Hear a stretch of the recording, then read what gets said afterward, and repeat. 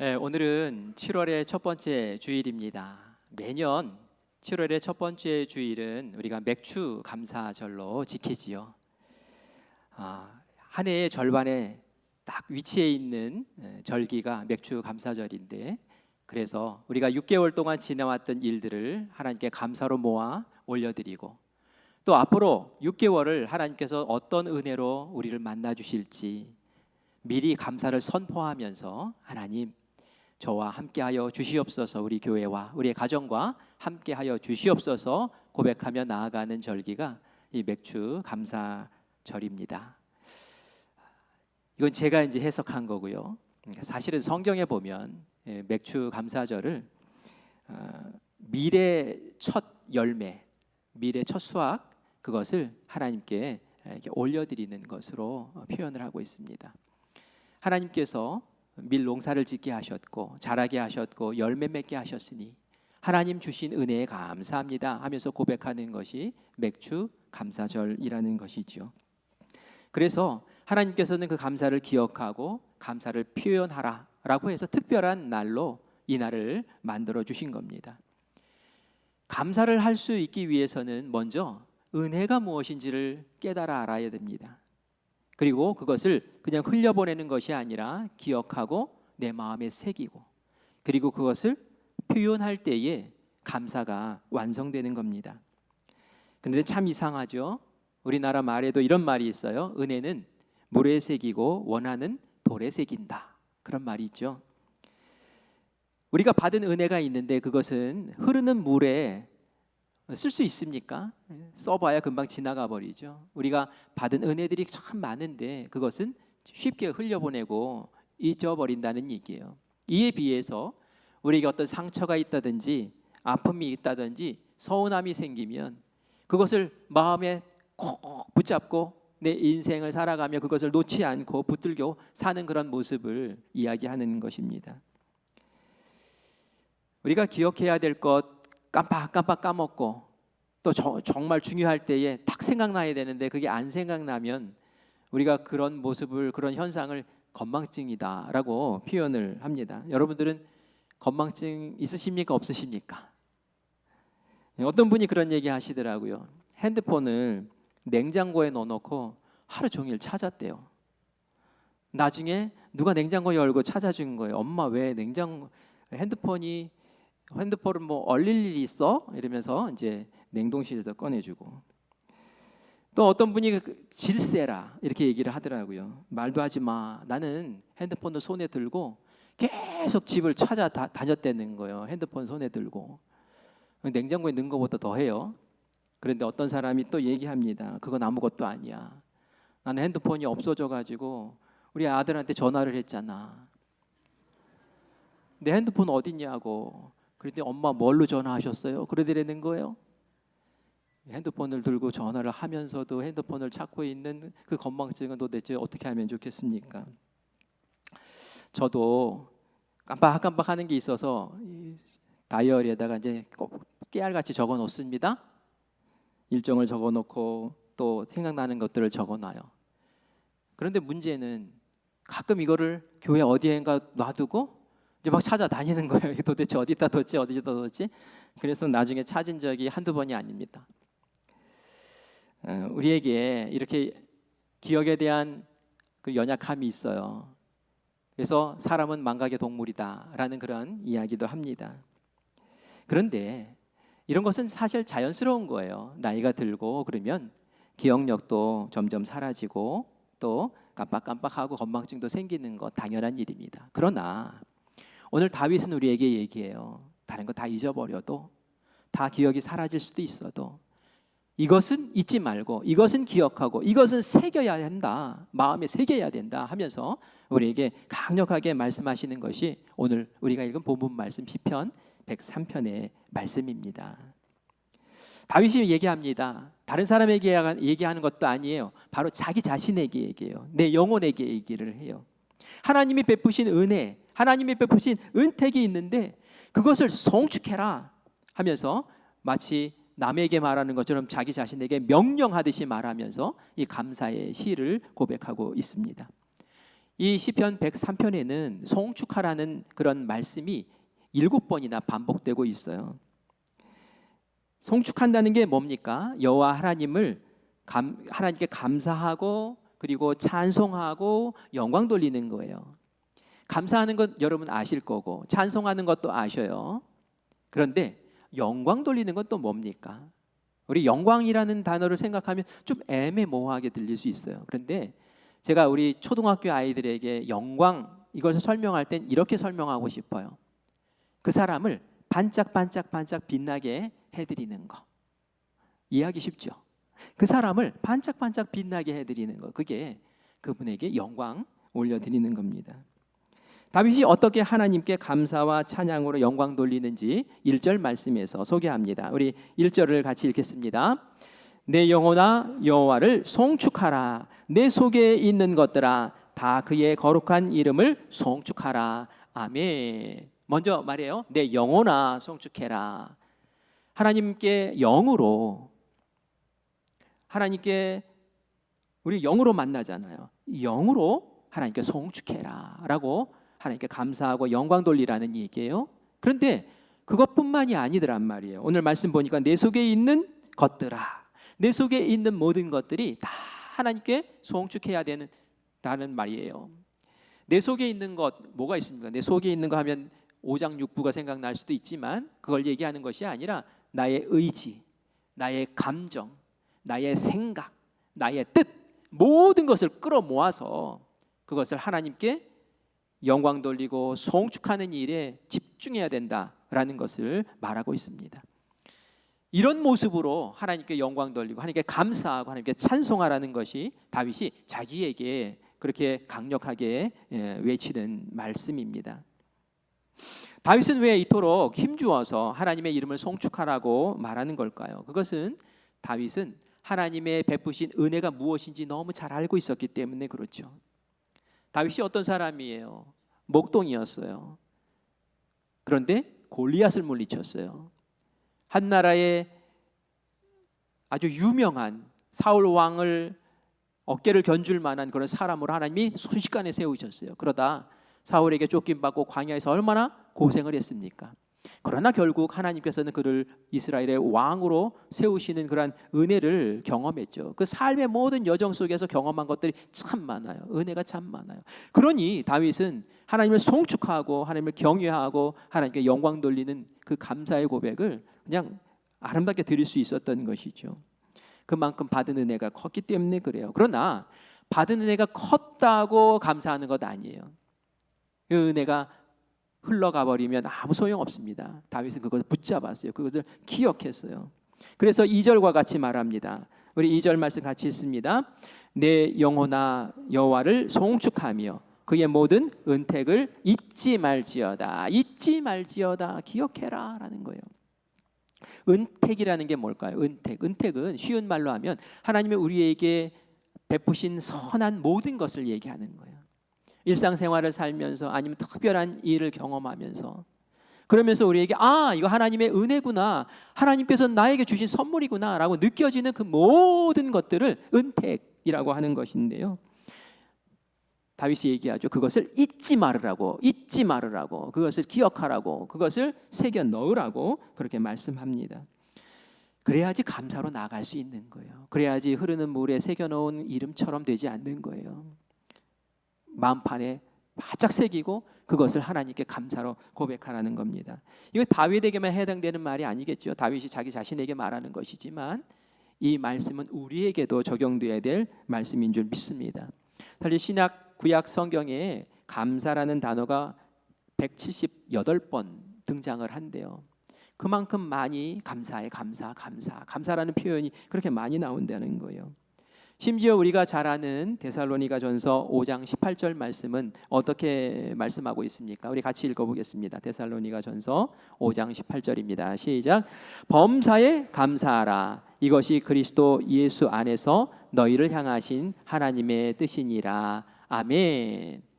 하나님의 뜻이래요. 뭐가 하나님의 뜻입니까? 범사에 감사하는 거래요. 그런데 그냥 감사가 아니라 범사에 감사라는 거예요. 범사는 모든 일에 감사라는 거죠. 감사할 일이 있을 때 감사가 아니라 그냥 모든 삶의 자리자리마다 그것이 다 감사. 심지어는 나에게 느껴질 때에는 이거는 나한테 아픔인데 라고 생각되는 것조차도 감사라는 거예요. 거기에 감사를 표현하고 감사를 담아내라는 거예요. 이처럼 감사하라 감사하라 하나님 말씀하시고 그 하나님의 뜻이라고 말씀하시는데 이 감사를 가로막는 것이 있습니다. 장벽이 있어요.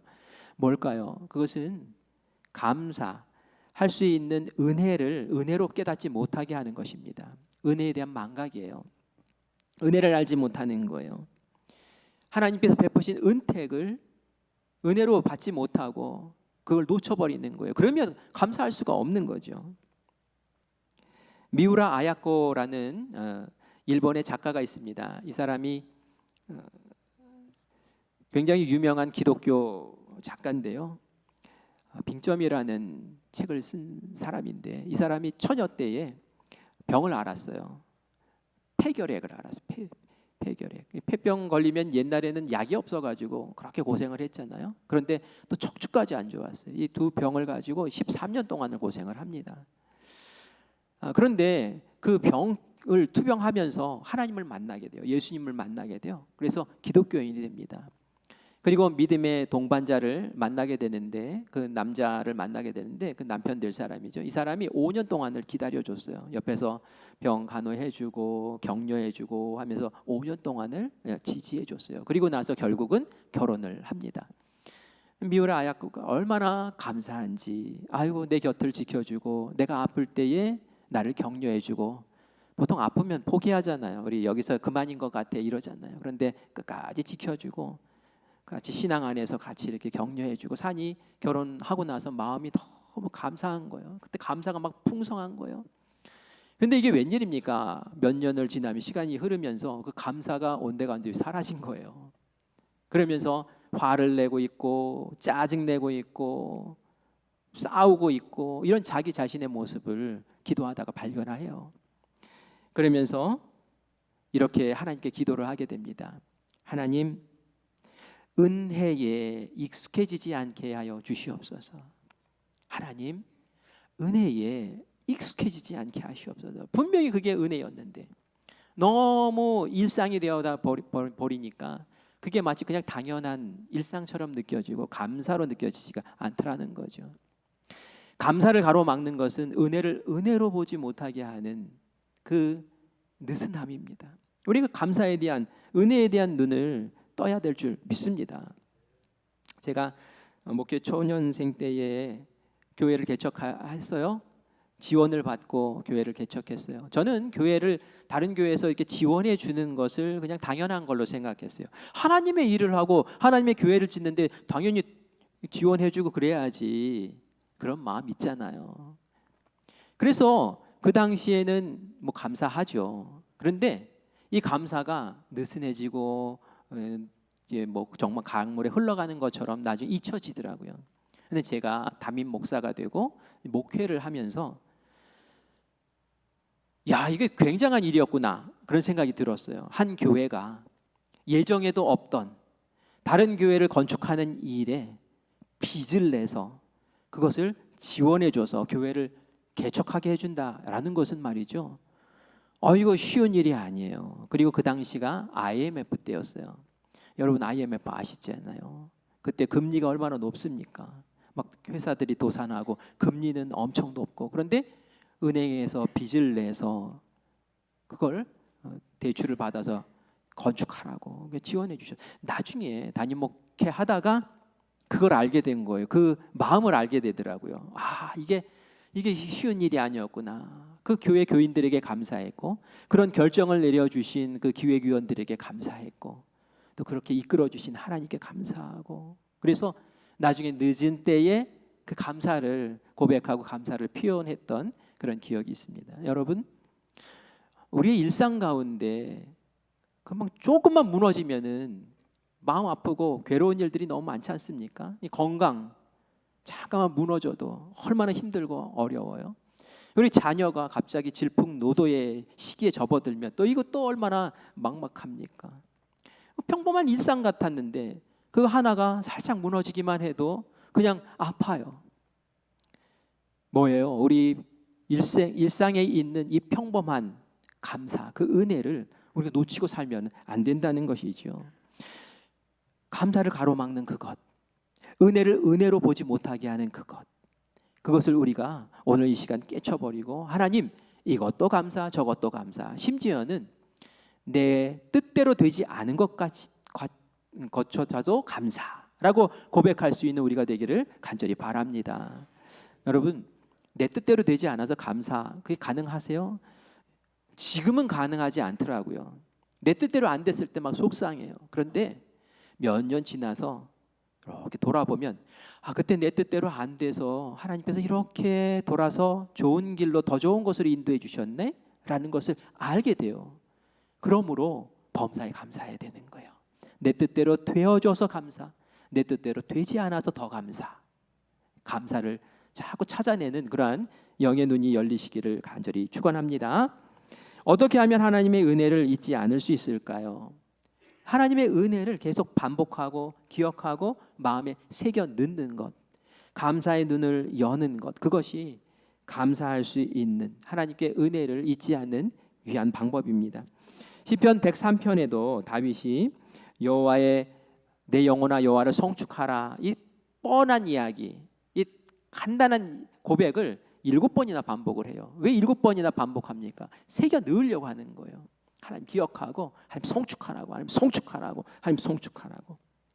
하나님께서 이스라엘 백성들에게 절기를 주셨는데 그 가운데 한 가지가 초막절이라는 게 있습니다. 이 초막절은 이스라엘 백성들이 집 놔두고 마당에다 천막을 치고 그 천막 안에서 일주일을 사는 거예요. 아니, 좋은 집 놔두고 왜 천막에서 삽니까? 7일 동안은 그렇게 살아요. 왜 그럴까요? 다른 게 아니에요. 이스라엘 백성들이 애굽에 살다가, 이집트에 살다가 하나님께서 부르셔가지고 광야로 나왔잖아요. 광야에 나오면서 어디에 살았어요? 천막에 살았어요. 천막에 살았어요. 이 천막에 사니까 그걸 기억하라는 거예요. 하나님이 너희들을 구원하셨던 그 현장, 그 자리, 그 느낌을 너희가 온몸으로 경험하라는 거예요. 그러면서 내가 너희를 구원했어, 내가 너희를 이끌었어, 내가 너희를 먹였어 라는 것을 기억하고 감사하라는 거예요. 하나님께서 그렇게 새겨 넣기를 원하시는 거예요. 그래서 1년에 한 번씩 초막절이 되면 그렇게 텐트 속에 들어가 가지고 그러면서 하나님 감사해요, 하나님 그 은혜를 잊지 않겠어요 하는 거죠. 여러분들은 어떻게 이 감사를 마음에 새겨 넣고 기억하시기를 원하십니까? 제가 그것을 돕기 위해서 우리 교회는 맥주 감사절부터 추수 감사절 될 때까지 약 100여 일의 기간 동안 우리가 감사 노트를 쓰죠. 올해도 감사 노트를 만들었어요. 굉장히 세련되게 만들었어요. 제가 1년, 2년 전에 이렇게 만들었던 노트하고 비교를 해보니까 이건 거의 출판사에서 만든 것처럼 만들었더라고요. 우리 교회만 쓰는 겁니다. 여기 보면은 그날의 묵상을 기록할 수 있고요. 내가 오늘 받은 말씀, 그리고 나의 기도의 제목을 적을 수 있고, 그리고 요 밑에 3가지의 기도 제목을 적을 수 있게 만들었어요. 이것을 기록하면 일상 속에 하나님께서 나에게 주신 은혜를 보는 눈이 열리기 시작해요. 이전에는 이게 은혜라고 생각을 못했는데 이제는 이것도 은혜였구나, 하나님 이걸 내가 은혜라고 생각하지 못했었군요 하면서 그것을 기록해 나가기 시작합니다. 그리고 속회 때 이 감사를 나누는 거예요.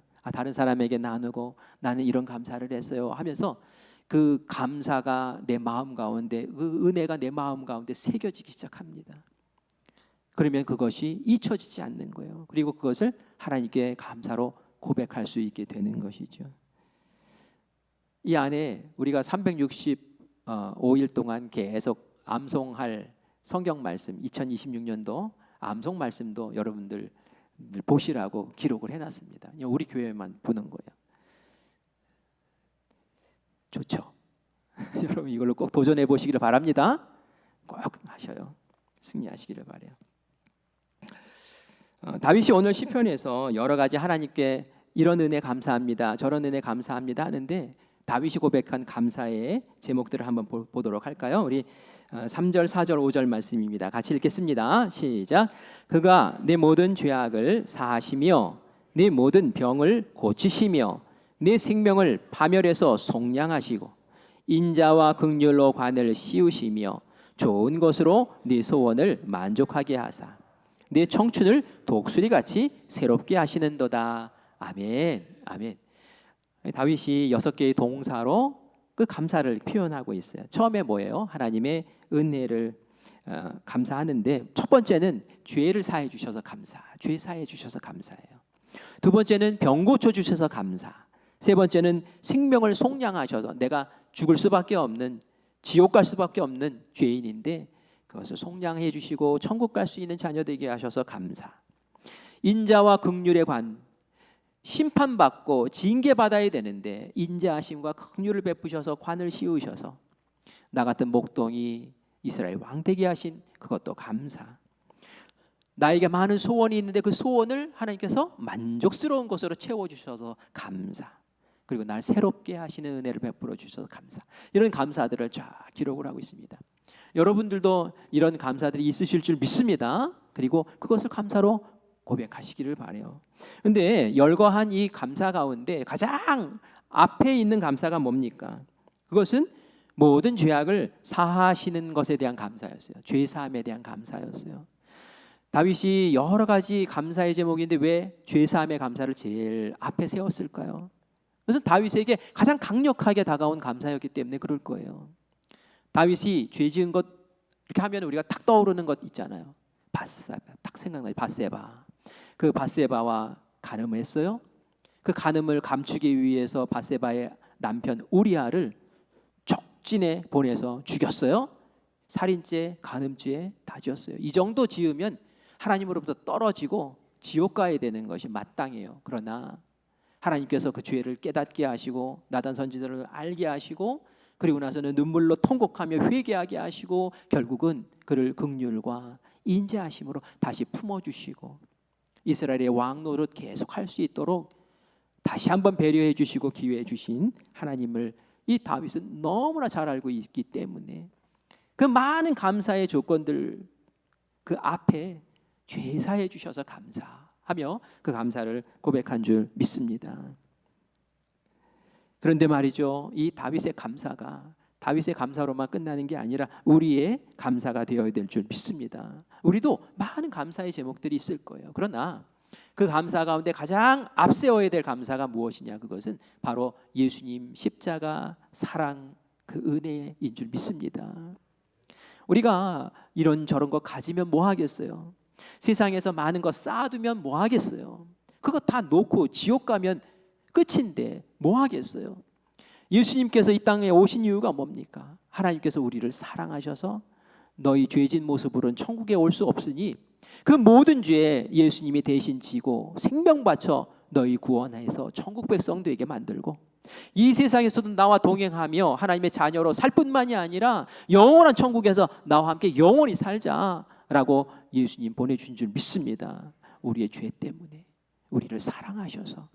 그러므로 우리도 모든 감사의 제목 앞에 가장 앞서야 될 감사는 하나님 이 땅 가운데 독생자 예수님 보내주시오 내 죄를 용서하신 것 그것이 나의 가장 큰 감사이며 나의 영원한 감사이며 내 모든 감사의 바탕이 되고 뿌리가 됩니다. 주여 그것만으로도 저는 주님께 감사합니다 라고 고백할 수 있는 우리 모두가 되기를 간절히 축원합니다.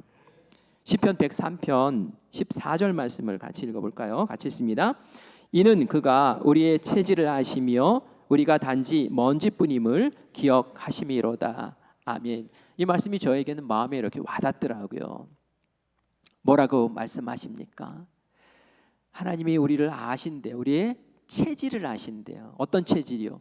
먼지 같은 체질을 아신다는 거예요. 우리가 막 강하고 능력 있고 절대로 안 꺾이고 뭐 의롭고 이게 아니라 먼지 얼마나 하찮습니까?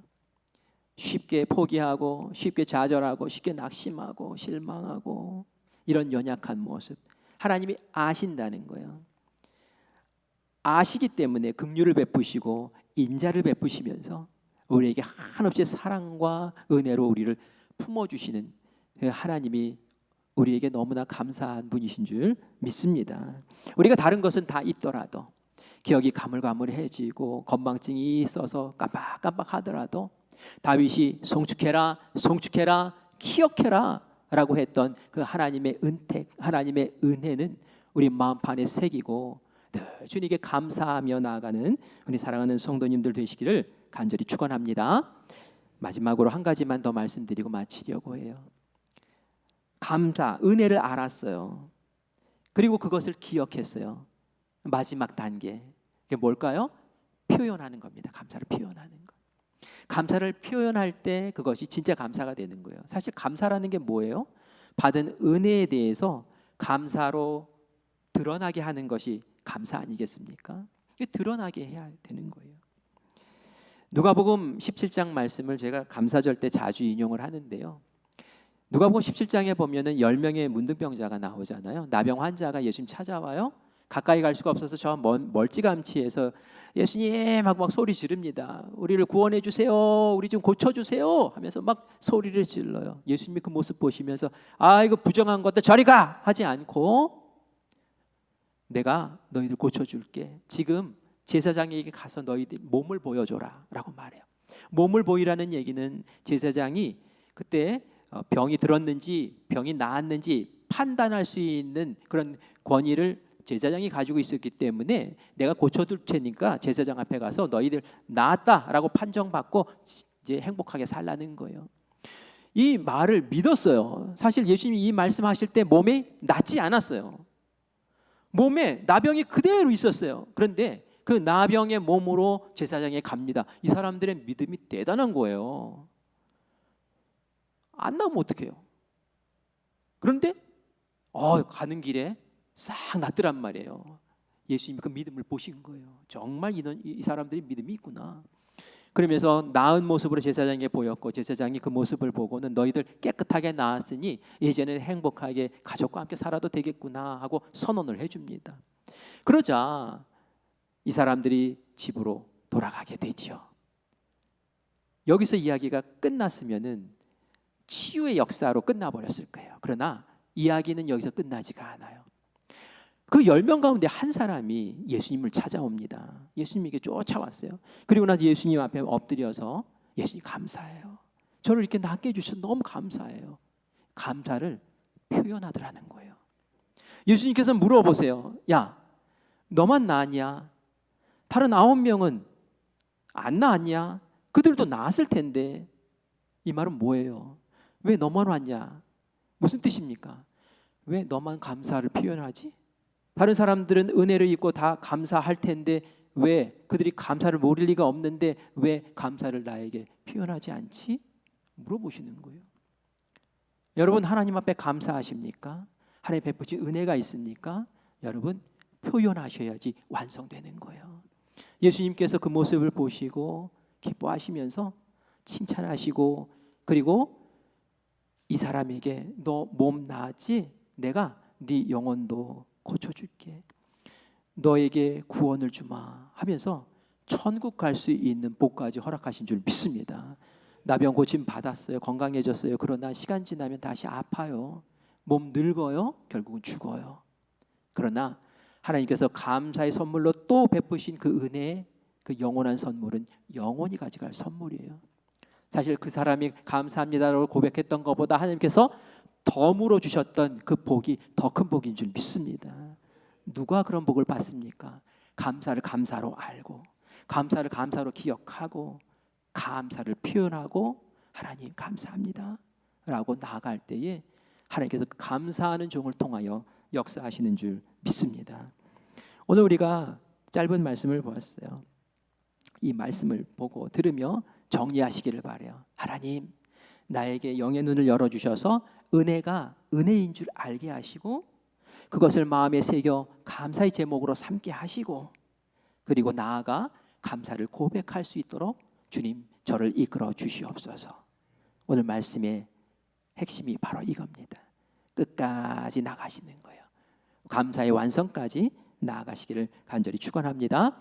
오늘 저녁 예배가 나무십자가 콰이어 찬양단 헌신 예배를 드려요.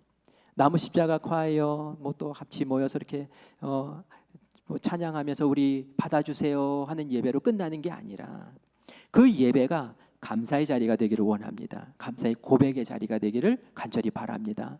그런데 우리 단원들만 올려드리는 감사가 아니라 우리 모든 성도들이 함께 올려드리는 자리가 되기를 바라요. 여러분들이 저녁 시간에 TV 보지 말고 그 시간에 하나님께서 나에게 주신 감사의 자리로 나와서 함께 감사로 영광 돌리겠습니다 라고 함께 감사를 고백하는, 표현하는 시간 되기를 간절히 바랍니다. 그리고 여러분들 혼자 오지 마시고 주변에 하나님을 알아야 될 사람들 초청해서 창조주이신 하나님 만날 수 있도록 여러분들이 기회를 허락하시는 그런 따뜻한 은혜의 손길 되기를 간절히 축원합니다. 오늘 설교를 마치면은 우리가 이제 성찬식을 합니다. 성찬식이 뭐예요? 예수님의 피와 살을 나누며 하나님께서 나에게 이런 은혜 주셨습니다 라고 고백하는 시간이잖아요. 그 시간이 여러분이 감사를 마음 깊이 고백하고 나아가는 시간 되기를 바랍니다. 오늘 이 예배가 여러분들에게 평생 남는, 그리고 평생 감사로 이끄는 복된 예배가 되게 하실 줄 믿습니다. 우리 같이 찬양하면서 성찬식을 준비하겠습니다.